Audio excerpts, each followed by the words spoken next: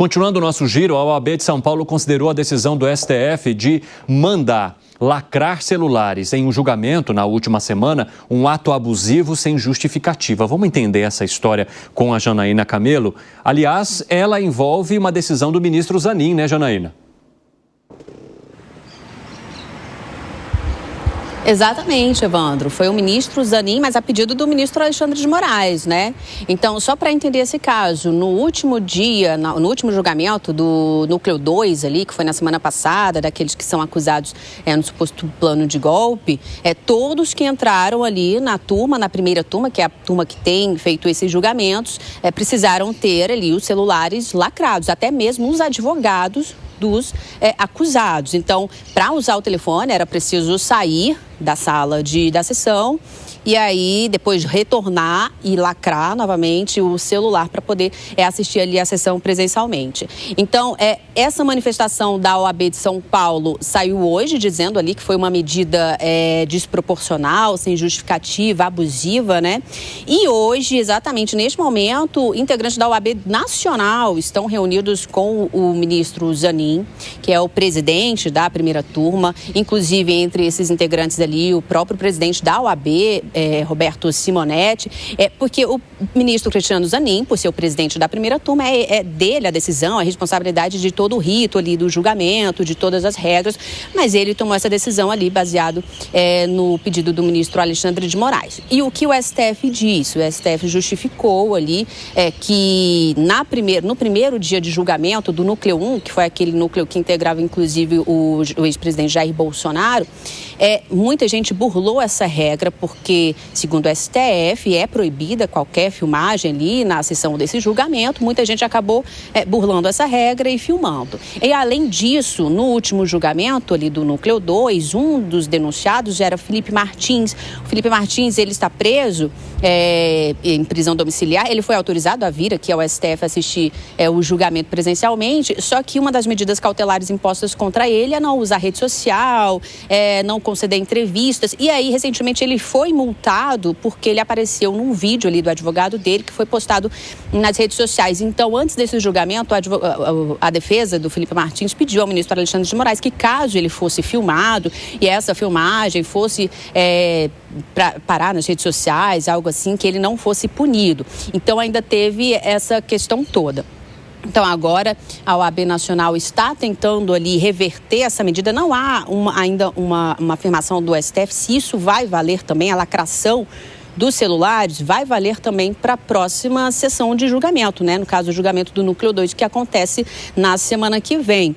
Mas é certo que nesse julgamento que esses celulares foram lacrados, a OAB, no mesmo instante, ele emitiu um comunicado no mesmo dia, criticando, dizendo que, embora reconheça ali que seja uma questão de segurança, de ordem ali no julgamento, disse o seguinte, que o uso de aparelhos de filmagem, de gravação de áudio, de vídeo, constitui prerrogativa da advocacia e que está amparado por lei, em sessões públicas, neste caso. E aí fez essa crítica e peticionou aqui no STF também, além de estar reunido com o ministro Cristiano Zanin, também peticionou ali, aqui no STF, formalmente, esse pedido para que isso não aconteça novamente. E agora, hoje, vem também essa manifestação da OAB de São Paulo, dizendo que foi uma medida abusiva e sem justificativas. Obrigado, Janaína. Odema, pode subir aí a tarja relacionada à decisão do ministro Zanin com o pedido do ministro Moraes sobre o lacre aos celulares dos advogados no último julgamento. A OAB está reclamando e, principalmente, traz um fato irônico, que à época da Operação Lava Jato e dos julgamentos feitos pelo Sérgio Moro, o próprio ministro Zanin, agora ministro Zanin, mas que à época era advogado do presidente Lula, reclamou quando, numa das sessões, o juiz Sérgio Moro, pediu para que os celulares fossem lacrados, que não houvesse contato do advogado com o celular. E à época provocou essa discussão.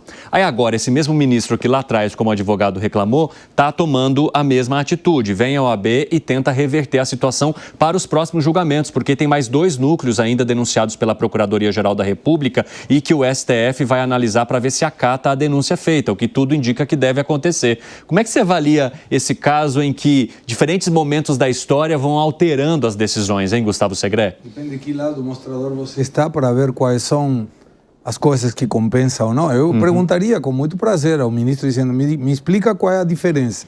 Quando você estava como advogado, defensor, e agora que está como ministro, contrariando o que você mesmo reclamou quando era advogado defensor. É bastante confuso de entender os valores que estão regindo o ministro. O que você avalia, hein, Piperno?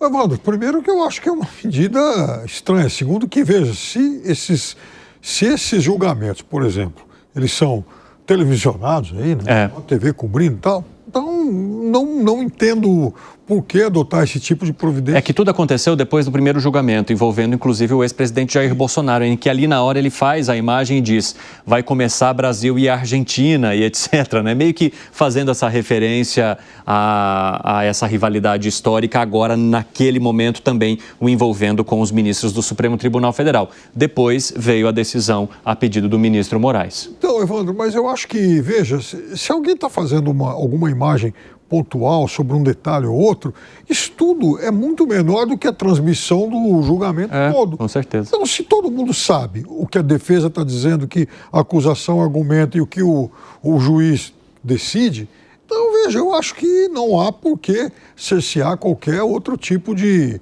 manifestação. Né? Concorda, Gani? Concordo com o Piperno, eu acho que é uma medida extremada e veja quem que está reclamando, não é a direita, né? Quem está reclamando é a própria OAB. Então, é uma instituição importante, né, representante aí dos advogados. Agora, me parece que é sempre aquela tentativa, né, de controlar a opinião, porque quando você está com o celular, você registra a imagem, depois você joga na rede social e a partir dali você dá a sua opinião e muita gente vai dando opinião em cima. Mas a gente vive numa era que até a opinião está todo mundo tentando controlar, né? Quer dizer, é uma espécie de democracia asséptica, né? Álcool gel 70%, onde só tem aquela opinião permitida, mas outra opinião, aquela incômoda, aí não é, porque é o que o celular faz. Que foi, Piperno? Faz, por exemplo, uma imagem, um vídeo, como fez o presidente Bolsonaro, certamente esse tipo de ação não vai beneficiá-lo no julgamento. O máximo que pode acontecer é provocar ainda mais a ira de algum ministro. Mas, me desculpa, não entendi. Por que deveria provocar a ira de algum ministro se o ministro deveria julgar pelo que está nos autos? Aí não tem simpatia, antipatia, não tem questões ideológicas, não deveria ter. Deveria ser pelo que está nos autos. Se é culpado ou não culpado. O ministro não tem que ter nem simpatia, nem antipatia, não deve ficar bravo ou feliz, ou que seja, por uma filmagem de alguém que está nos autos, primeiro. Segundo, chegamos a um ponto tão absurdo que o Felipe Martins poderia ser multado se alguém filma ele. Então, o que devia ter? Um manto da transparência chinês, de colocar uma manta em cima dele para ele não ser julgado, como se fosse um fantasma. Não é alguém, a defesa dele. Não era a defesa dele, não. Não. Foi multado quando o ex-desembargador Sebastião Coelho colocou um vídeo. Estou dizendo agora. Mas agora. Qualquer um que filmasse, se ele aparecia numa filmagem de um terceiro, ele corria risco de ser filmado. Como que ele vai fazer? Ele vai se esconder aonde? Ele está sendo julgado. Ele não poderia ir para isso? Inclusive, o desembargador já não faz mais parte da defesa. Ele não pode usar as redes sociais. Ótimo. Então, perfeito. Tá. Se, por exemplo, a defesa dele resolve colocá-lo numa rede social da defesa, aí está se configurando um uso... Não era limitado à defesa. Piperno, não era limitado à defesa. Se ele aparecia em algum vídeo, ou seja, vou eu, filmo o Felipe Martins, coloco na minha rede social, o Felipe Martins seria multado. É um absurdo. Juridicamente falando, é um absurdo. E fazer um vídeo que possa incomodar o ministro, de que justiça nós estamos falando? A justiça deveria ser feita pelo que está nos autos, não por um ministro que está simpatizando ou não com a filmagem de algum dos involucrados. Fala, Zé. Olha, a Ordem dos Advogados do Brasil vem perdendo terreno visível isso, né? Ela já foi muito mais atuante como instituição na defesa das prerrogativas dos advogados. Eu lembro que a prerrogativa de um defensor ou de um advogado não é a prerrogativa pessoal, o direito individual dele, não pode ser confundido, mas é um direito da coletividade, ou seja, o direito de defesa e o direito do cliente. Esse é o trabalho. O Alberto Toron, um advogado muito conhecido em São Paulo, levantou essa questão numa reunião do Conselho de São Paulo. E isso acabou repercutindo muito forte aqui em Brasília e mostrou que a OAB não está defendendo as prerrogativas dos advogados. E isto é muito importante e talvez seja a primeira grande função da Ordem dos Advogados do Brasil, que cobra muito caro dos advogados para continuarem advogados. Quer dizer, para você ser advogado do Brasil, você tem que pagar pedágio na OAB, né? Você tem que ter a OAB. Este caso é interessante porque eu me lembro de um julgamento no Supremo quando houve apreensão de armas em um carro e o advogado de defesa colocou ali o carro como se fosse uma residência. É uma extensão da residência de seu advogado. E o Supremo não aceitou, mas chegou no Supremo. Mas houve um grande debate sobre o carro, a função do carro. Então, eu diria que hoje o celular não é um equipamento de brincadeira, não é um equipamento de filmagem, mas é uma banca de advogados. Hoje um celular tem todos os dados, todo o arquivo e a possível comunicação, se o advogado precisar de um dado emergencial, de passar uma mensagem para a secretária ou para o advogado que está no seu escritório para pesquisar sobre um determinado momento ali de defesa. Então, hoje eu considero o celular como a agenda e como a extensão do gabinete, ou seja, a extensão do escritório de advogado. Então, apreender, lacrar o celular é como proibir a agenda e proibir o gabinete de funcionar. E mais, o que me indicaram aqui profissionais da área do Supremo é o seguinte: o Supremo espelha, ou seja, todos os juízes do Brasil inteiro vão começar a tomar essas atitudes de segurar celular, prender celular. Vou te dizer, se acontecer isso, o advogado não sabe nem o seu nome completo, nem sua identidade, se ao entrar num fórum do interior e no Brasil inteiro, o celular dele for apreendido.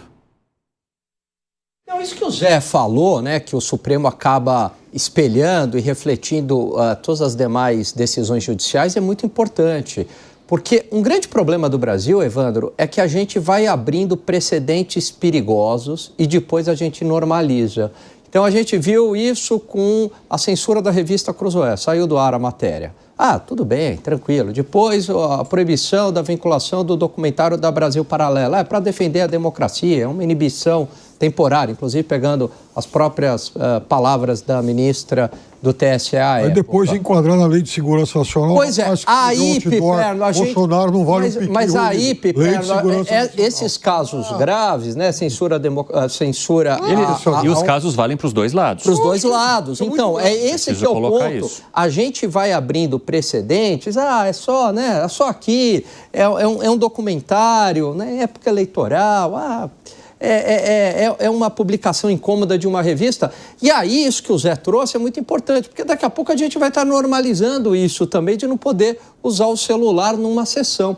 Então, a gente tem que botar a bola no chão e que tem algo que é muito maior, né? Porque a gente não pode fragilizar uma instituição momentaneamente, porque o dano lá na frente pode ser muito maior.